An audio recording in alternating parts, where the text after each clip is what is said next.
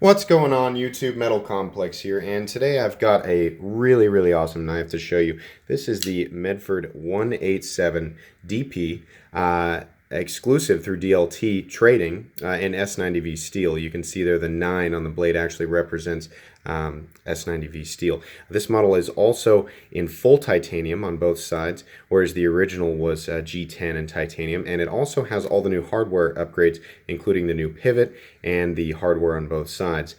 This is an excellent upgrade, and I think serves as a really good example of where Medford Knives is heading in general, and we're going to talk all about that. First, let's do the traditional measurements here. This knife is a monster. Overall blade length is 9.5 inches overall. So this is a big boy. Let's do the blade length. Blade length of 4.25 inches with a cutting edge of 3.75. What a monster. Absolutely. This knife weighs 8.5 ounces, and the reason it's called, well, part of the reason it weighs that much, and the reason it's called the 187 is because of the 0.187 stock thick materials used throughout the knife. So both slabs of titanium on each side and the blade are very thick. For a point of reference, those of you who have handled an XM24, this knife is very similar in overall length, has the exact same blade thickness, and very nearly the same thickness titanium on each side. I want to say the XM24 weighs 7.5, maybe 8 ounces, something like that. It's very similar to the Hinderer XM24, which is the big brother of the Hinderer XM18. We'll go ahead and do some size comparisons here real quick. Excuse me, guys, I'm a little under the weather, so if I sound kind of, froggy, that's why. First up, how about the Ontario Rat Model 1? Rat 1 coming in at 8.6 inches overall. How about the Chris Reeve Inkosi? Inkosi coming in at 8.4 inches overall. And you already saw it, but we'll do it again. The Hinderer XM18 coming in at 8.25 inches overall. How about the Paramilitary 2? PM2 coming in at 8.3 inches overall. How about the Benchmade Griptilian? Griptilian coming in at 7.9 inches overall. And last but not least, how about the Spyderco Delica? Delica coming in at 7 inches overall. So we've thoroughly established this is a very large knife. It has dwarfed everything that I generally use for a size comparison on the table. Moving on here, I reviewed the DLT trading exclusive Praetorian T in S90V, which, by the way, these knives are part of a series that's exclusive through DLT Trading, where they offer S90V. If you're thinking about a Medford, I would explore those. The big thing, or part of what people have an issue with in terms of Medford is they just don't want to pay that much money for D2. Well, if you're like me and you consider S90V an ultra premium steel and you're shopping in this price range, you'll find it very refreshing to go on DLT's website and see a whole bunch of classic Medford models have been upgraded with S90V steel. And in this one's case, it's also been upgraded to full titanium. So the original version of this knife was G10 D2 and ran $425 and had the old hardware. This has all the new hardware, including screws on both sides, which I don't know if we've gone over that yet. That's screws here, here, and here, which is great. Standoffs, the new pivot, and S90V steel with the full titanium frame. So that's awesome. Anyways, something I didn't do when I did the video on the Praetorian T, and I wish that I had. I didn't have the structure that I do now in my videos, where I have like certain topics that I discuss in a certain order. Something I didn't do was the cut test. I've been doing that a lot lately, where I take a piece of paper and I just do 3 passes, and then I give you a sort of my feeling on how the edge feels. I really wish I had done that, because one of the biggest controversies with Medford knives is, well, they're too big and they're too thick. They don't cut. Let's start off with the paper cut test here.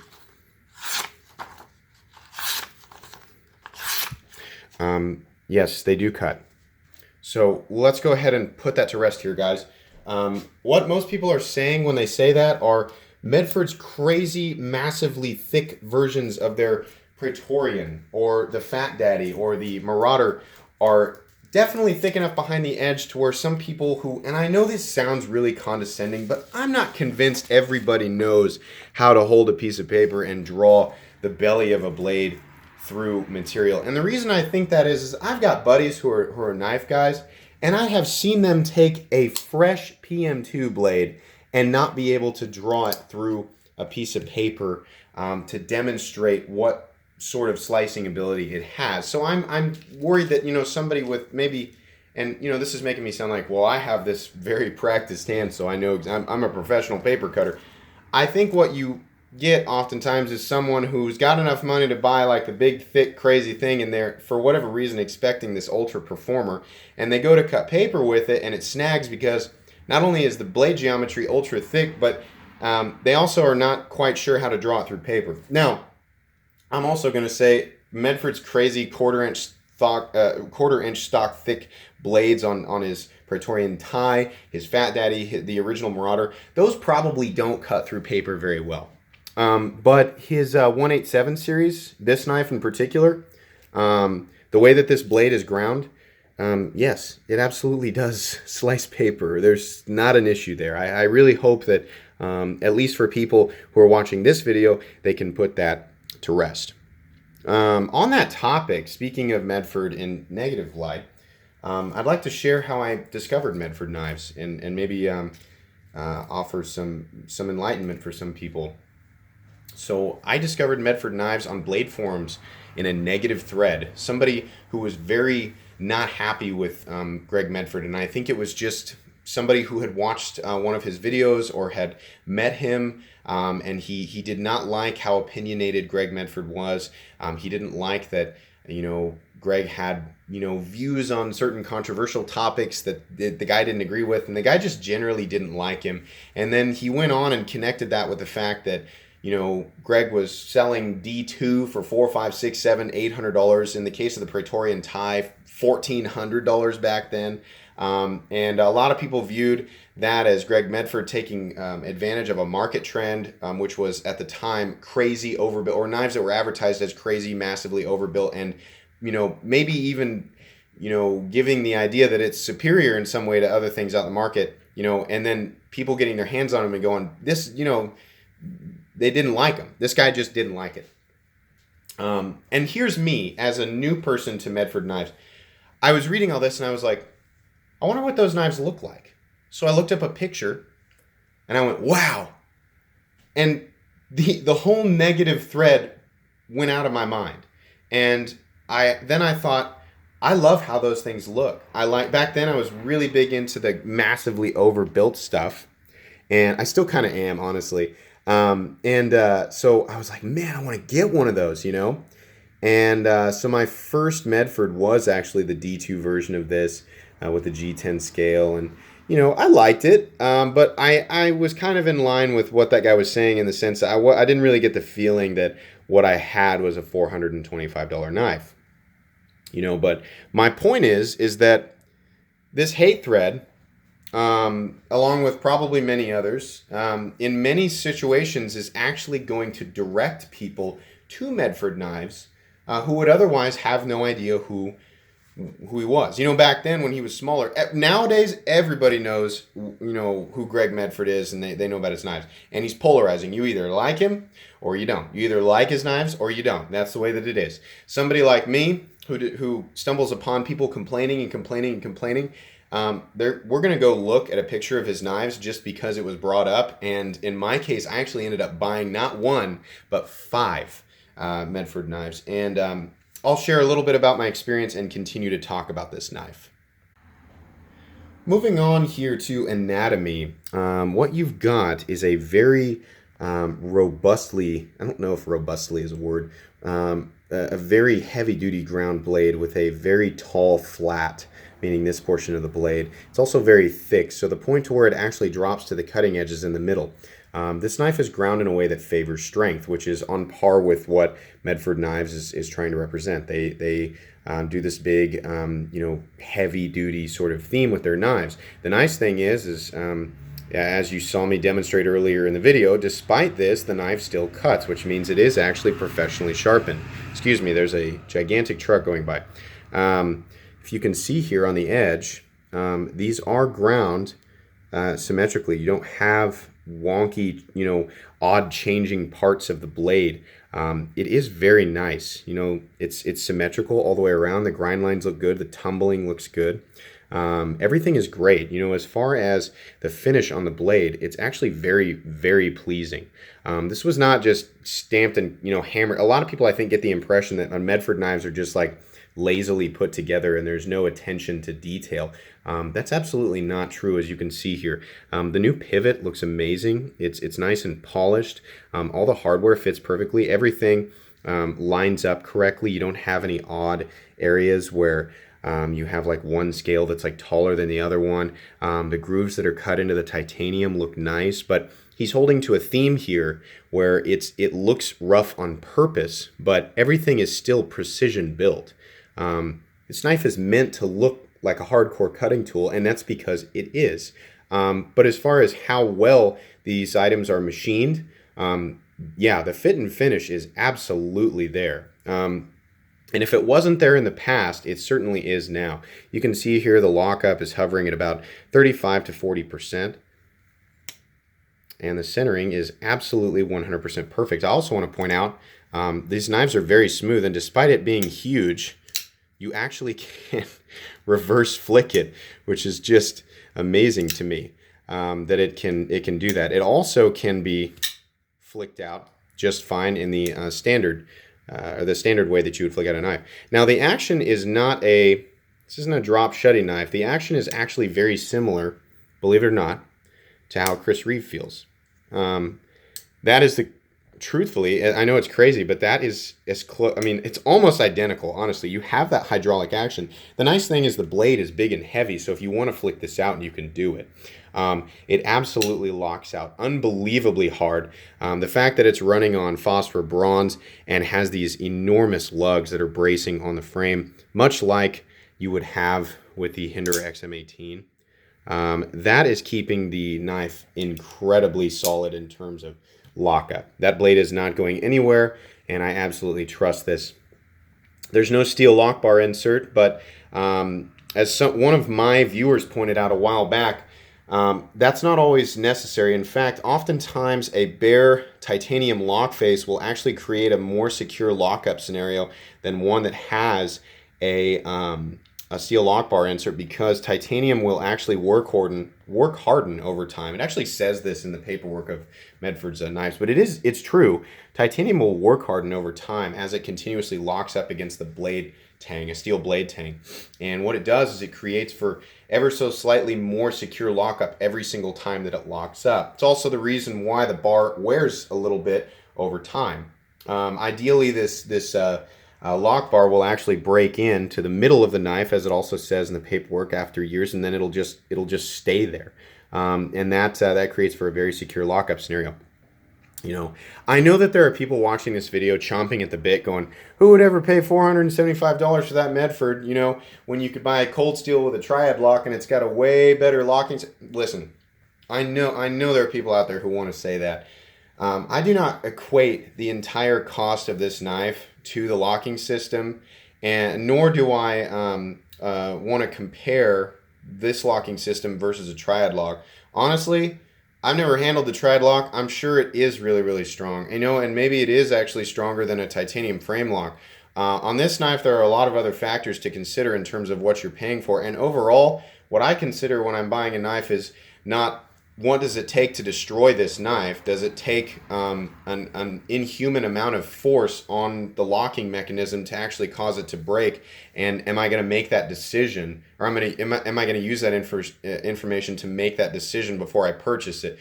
None of that is important to me. So if you're waiting to tell me about how much better the triad lock is than the frame lock on a Medford, and that makes the Medford knife a pointless purchase, please save it. I'm not interested. And I would also have to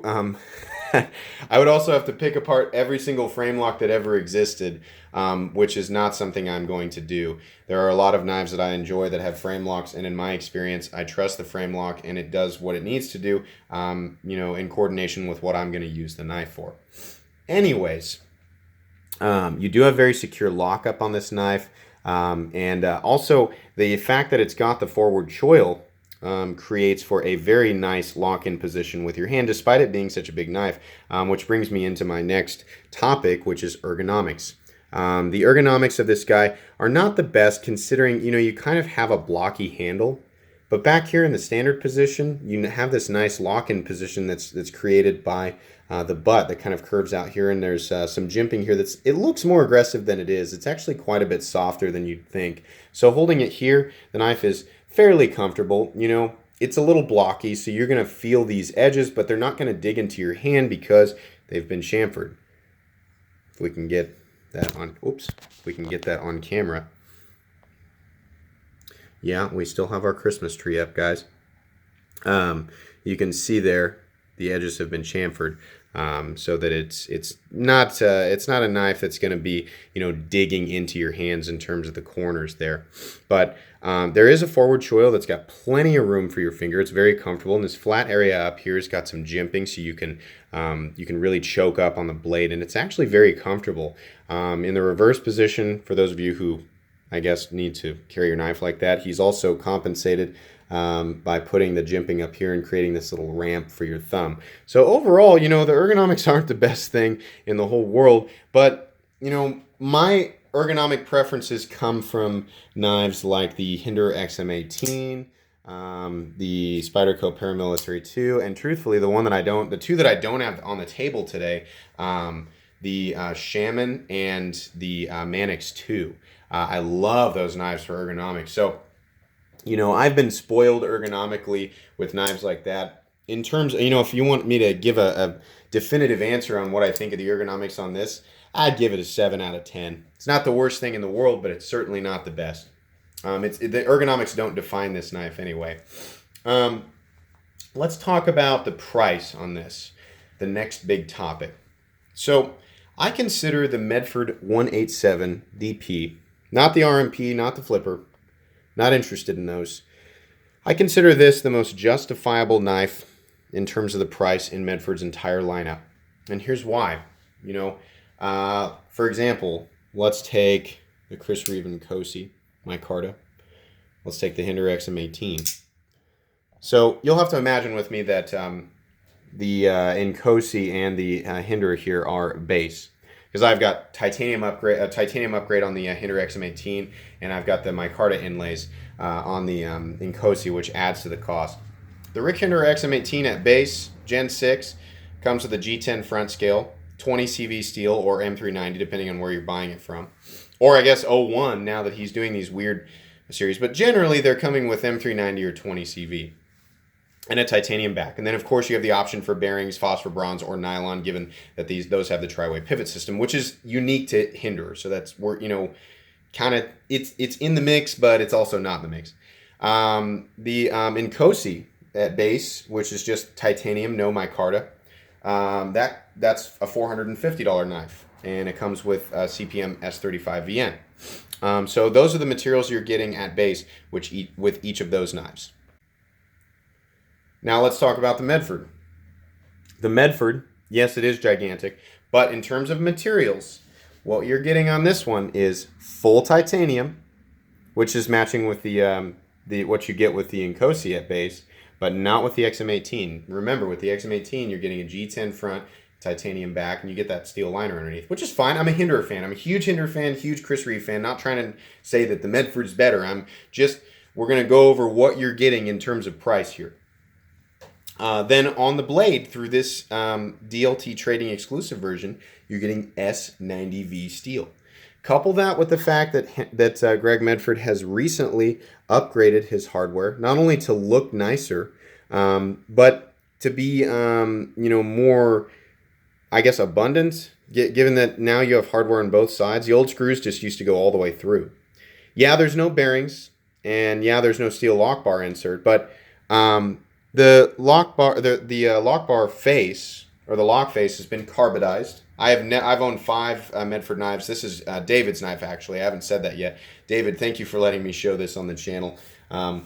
Anyways, the lock faces are carbidized. All the Medfords I've owned have been the same way, and I carried them and flipped them out and played with them. So those lock faces got ground against the blade tang many times, and if there was wear, it was very minor. It did not wear over to the right side, and it created for a continuous solid lockup.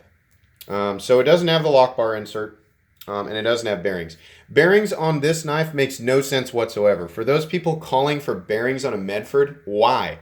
I love bearings. You know, that's what's in my XM18. But let me tell you something. This is a Grail.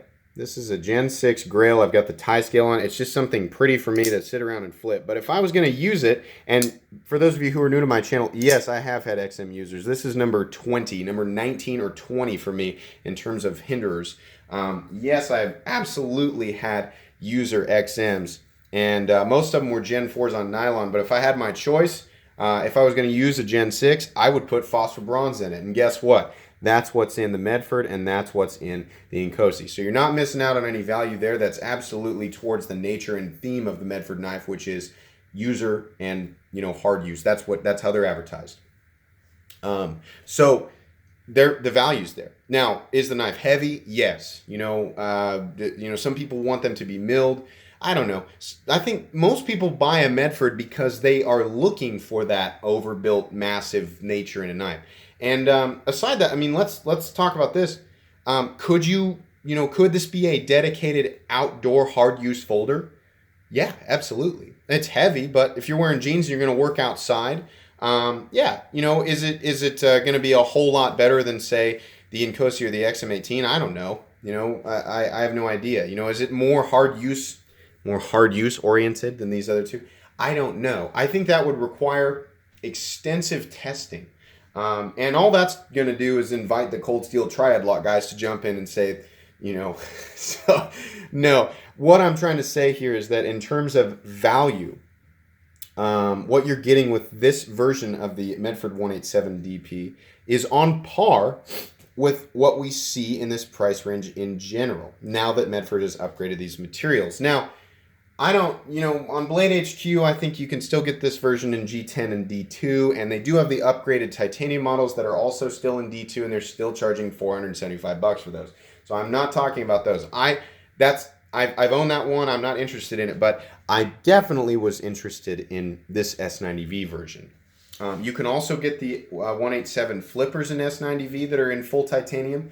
And I did maybe the RMPs, I'm not really sure. I think it's just the 187 flippers. But in terms of a functional design, you have, you know, Medford's got a lot of crazy stuff in his lineup. And I'm a Medford fan, but in terms, you know, a lot of people bring him down for not being practical. In terms of a practical design, yes, we have a nice drop point blade that's ground in a way that actually cuts. It is thick, but it is a blade that functions. You've got handle scales that might be a little bit too thick for this knife, but they are certainly serving their purpose in terms of you know, surface contact with these lugs, which helps out not only with lockup rigidity, but with the force being mitigated when you're you know, here's my definition of hard use. How much pressure can I apply during a cut on heavy, thick material like wood or cardboard, or I'm sorry, wood or rubber? How much pressure can I apply this way before the knife starts to fail? Well, and here's why. It's because I'm not using a knife for this, and I'm not sticking it in, and I'm not doing that. I think that's ridiculous. What I'm going to use it for is cutting, and, you know, at most like a heavy pressure cut. So if the knife is built in a way that allows me to do that cut and feel secure in the sense that the knife will not buckle or fail because these, you know, something like this lug mechanism here, or these lugs bracing on the frame and mitigating that force, not only, you know, it's not all going into the pivot now, it's going partially into the frame, then I consider that a hard use knife. I don't care if there are knives that are built in a way that are, you know, maybe you could, you know, do lateral. Listen, if I want to pry, I'm going to use a pry bar. If I want to chop, I'm going to use a hatchet. If I want to hammer something in, I'm going to use a hammer. If I want to cut, I'm going to use a knife. Now, I would bear down a lot harder on the Medford, the Hinder, or the Inkosi than I would on a Delica. I'm not saying the Delica is a bad knife. I'm just saying it's, you know, its theory of use is different. So I'm not trying to flare up any arguments, but basically what I'm saying is for me, the Medford meets my standard of hard use. It also meets my standard of what I expect in this price range in terms of fit and finish, materials, and function. It meets all of those standards, and for that reason, I think that this is the best design and best value in Medford's lineup. Let's move on to my it would be better if category. So there's really only one basic, and it's a big change, but there's one change that I would make to this knife. And honestly, I don't really think it should be changed. I think it should be added to his lineup. I think this knife flies under the radar for a lot of people. I think people look at it and it's just meh. And, but until you have it in hand, you don't really realize, how good of a design it is. Its fatal flaw is that it's just too long and too thick. I think that if you bought this in these dimensions and you went out and used it, you're going to be happy with its performance. You're going to be happy with how solid it feels, and you're going to be happy with the price that you paid. Because, if you're shopping in this price range and you're looking at Medfords, a part of you is going for a functional tool, probably. Maybe you're a collector. Maybe that's not why you're looking at it all. But a part of you is attracted to Medford because they look like these big, aggressive, overbuilt folders. And I get that. I'm there, if you're actually going to go out and use it, yes, I think that this will serve your needs. This is not an indoor knife. This is not an office carry knife. This is a knife that you use outside. This is a knife that, it's a tool, it's an outdoor hard use tool. So here's what I'd change about it.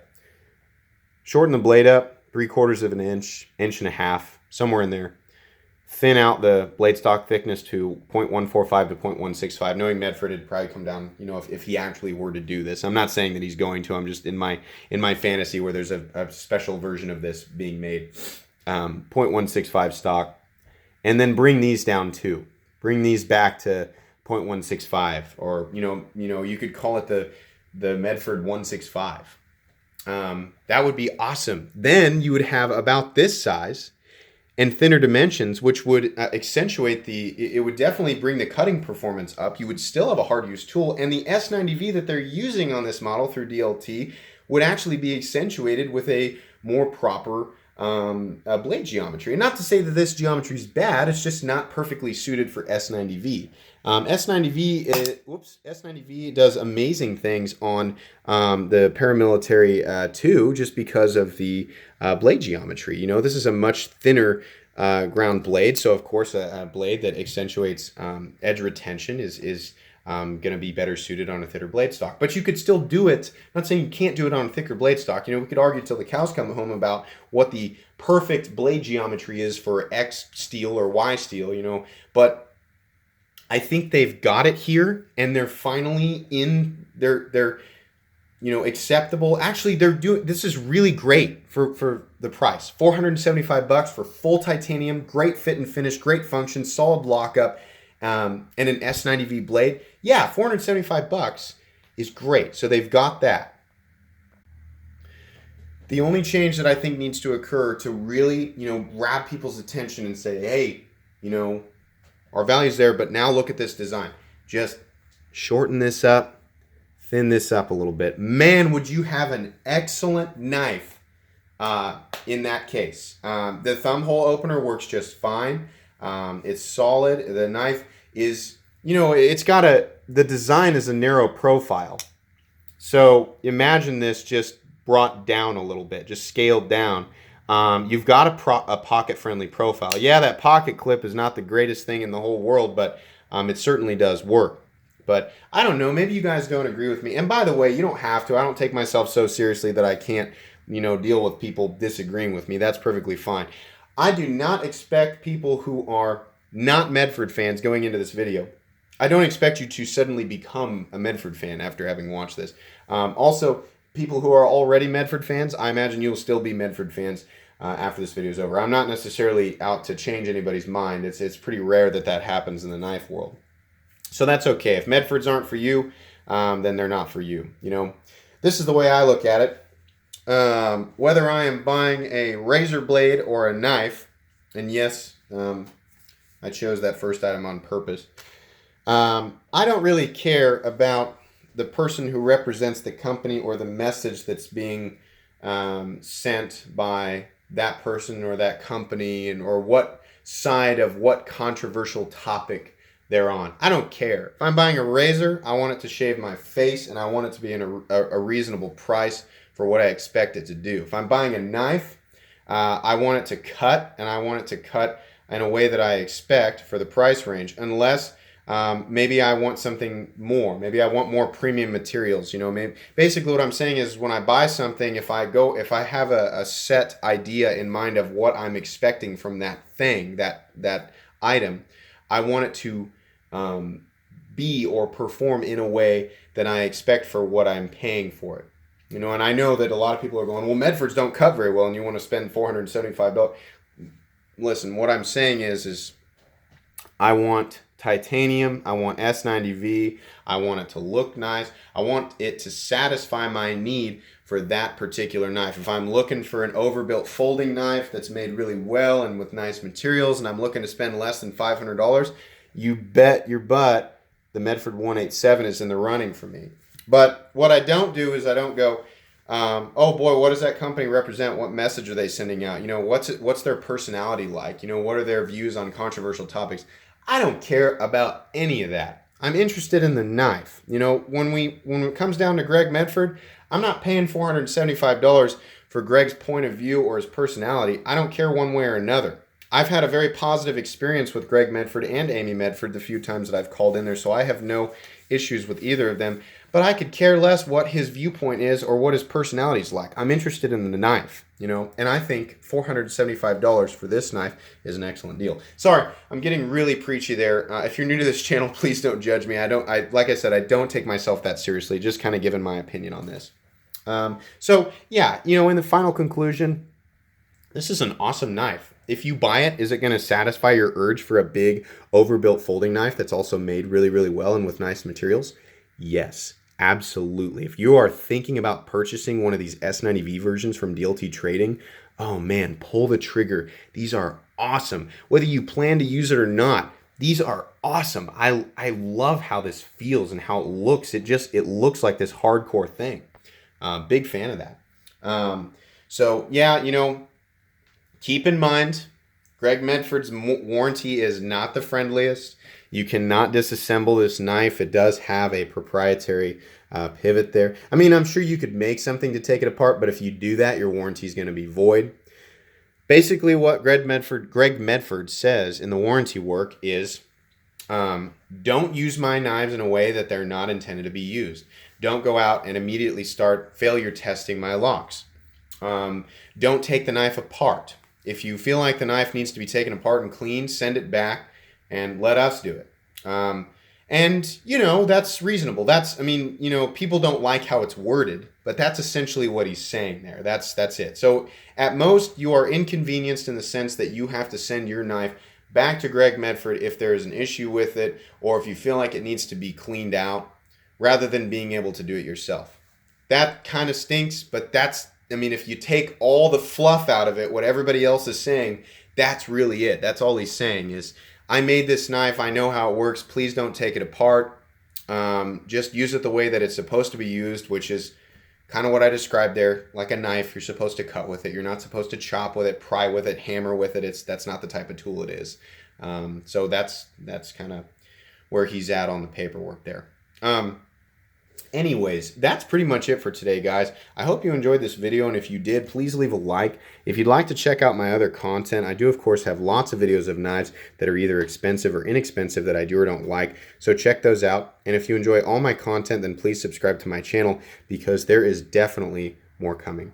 Thanks again for watching, and have a great day.